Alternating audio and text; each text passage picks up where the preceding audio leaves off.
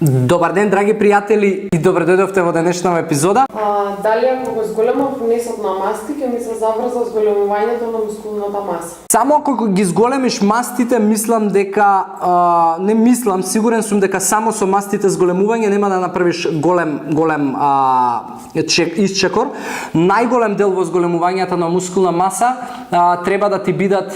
зголемување на протеинскиот внес и исто така да имаш и јаглехидратен внес кој што па ќе помага во зголемувањето на калориската вредност и во зголемувањето на моменталната енергија и инсулинските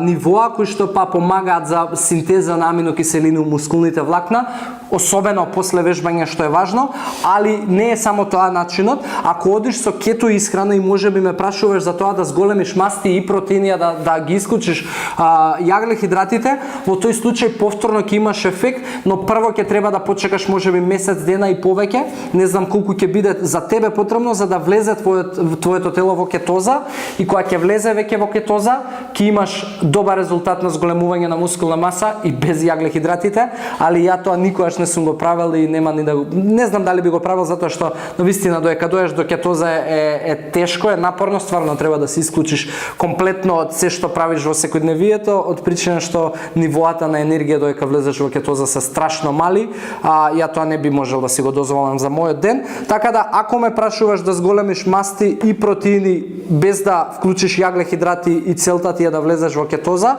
окей, тогаш да, али ако е зголемувањето на мускулна маса без да експериментираш и да се исклучиш комплетно од животот, во тој случај не е само тоа. Значи потребно ти е многу протеин да внесуваш. Пред се зборува во минатата недела, ако твојот калориски внес е 4000 калории, барем од 1000 повеќе, внесувај повеќе протеин, внесувај повеќе јаглехидрати и тоа ќе ти биде начинот. Не дека мастите треба да ги исклучиш, али само да ги покачиш нема да функционира.